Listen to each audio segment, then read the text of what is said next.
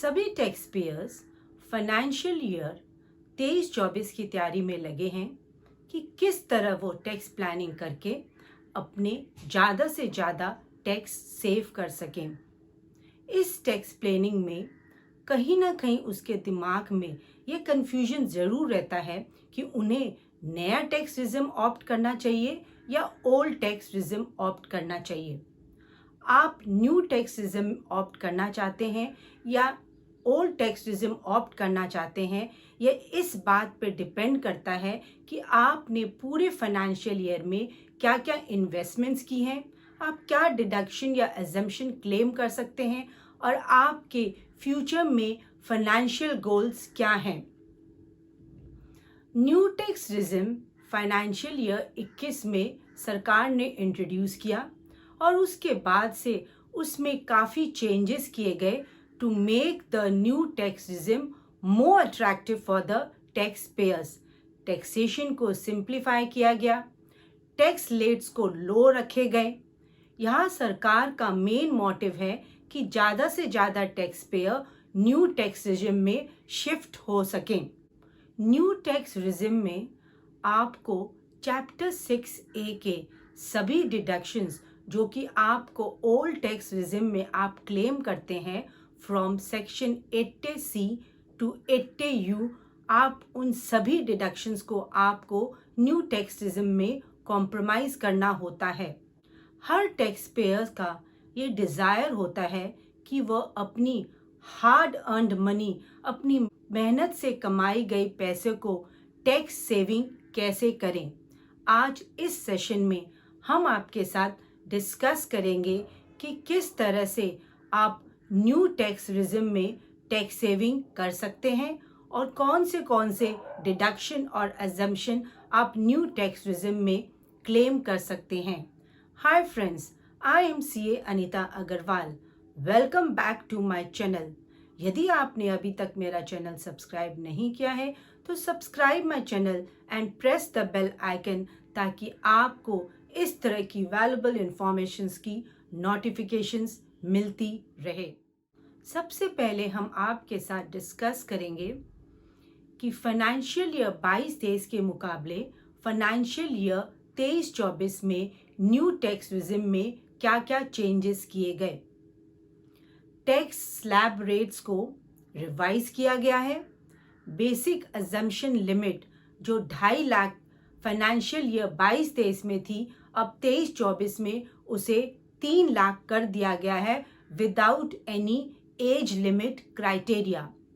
Financial year 23-24 के लिए rebate under section 87 को 5 लाख से 7 लाख पे इंक्रीज कर दिया गया है।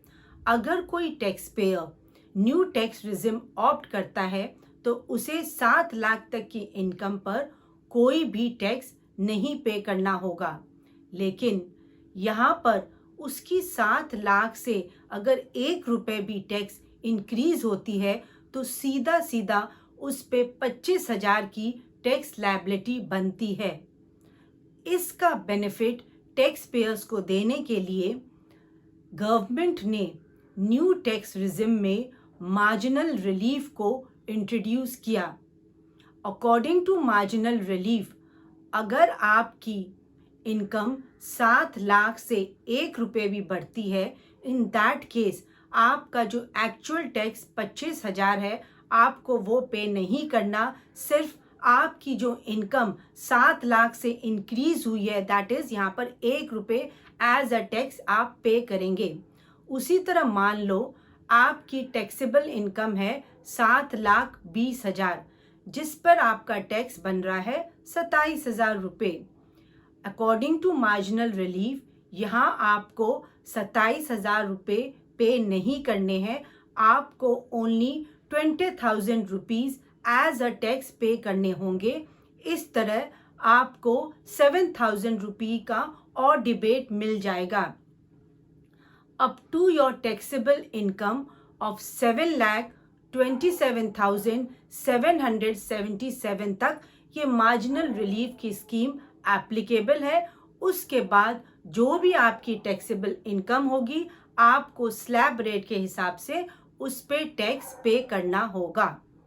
Now we shall discuss with you all the deduction and assumptions which you can claim under new tax regime. Salaried employees को ओल्ड टैक्स रिजिम में स्टैंडर्ड डिडक्शन ऑफ 50,000 दिया जाता था, पर फाइनेंशियल ईयर 23-24 में न्यू टैक्स रिजिम में भी salaried employee को स्टैंडर्ड डिडक्शन ऑफ 50,000 दिया जाएगा। इसका मतलब जो भी सैलरीड एम्प्लॉयज़ ने न्यू टैक्स रिजिम ऑप्ट की है, उनकी इनकम 7.5 लाख रुपीस तक एग्जेम्प्टेड रहेगी।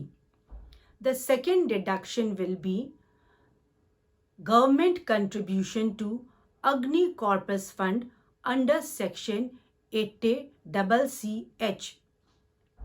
थर्ड डिडक्शन जो आप न्यू टैक्स रिजिम में क्लेम कर सकते हैं, that is employers contribution under section 80CC(D)(2).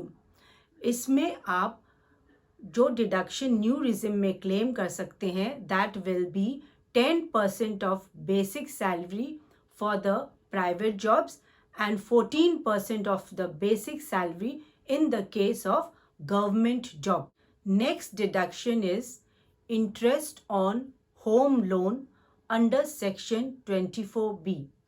New tax regime में यदि आपने कोई भी अपनी ओन प्रॉपर्टी को रेंट पर चढ़ा रखा है और उसके अगेंस्ट आपने कोई होम लोन लिया है, तो उसका interest up to 2 lakh under section 24B आप न्यू टैक्स रिजिम में भी क्लेम कर सकते हैं। इसी तरह जो भी आपकी रेंटल इनकम आती है, उसका आप 30% of standard deduction on gross annual value claim कर सकते हैं। यहाँ आपको एक बात ध्यान रखनी होगी कि आपका जो भी हाउस प्रॉपर्टी का लॉसेस है, वो आप न्यू टैक्स रिजिम में कैरी फॉरवर्ड नहीं कर सकते। न्यू टैक्स रिजिम में आप सिर्फ स्टॉक मार्केट के लॉसेस को set of and carry forward कर सकते हैं।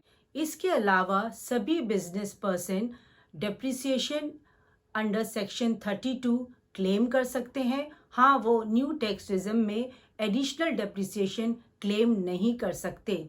कैपिटल गेन अजम्पशंस के जो भी benefit from section 54 to 54F वो न्यू टैक्स रिजिम में भी आपको अवेलेबल हैं। गिफ्ट अप टू 50,000 की डिडक्शन आप क्लेम कर सकते हैं। कुछ एग्जम्पशंस और डिडक्शंस जो नई स्कीम में सैलरीड एम्प्लॉयज को दिए गए हैं, that is the leave encashment of 25 lakh under section 1010AA जब आप अपनी जॉब छोड़ेंगे, voluntary retirement of 5 lakh under section 1010C.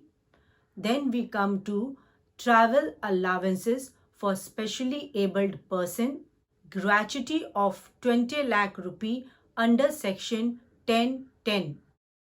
कोई भी रिजिम ऑप्ट करने से पहले आपको कुछ बातों का खास तौर से ध्यान रखना है। फाइनेंशियल ईयर 23-24 में आप by default new tax regime में फॉल करते हैं।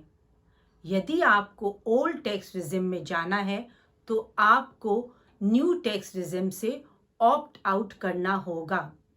सैलरीड पर्सन के लिए उन्हें ये बेनिफिट दिया गया है कि वह every year old tax regime से न्यू टैक्स रिजिम में ऑप्ट आउट और ऑप्ट इन कर सकते हैं।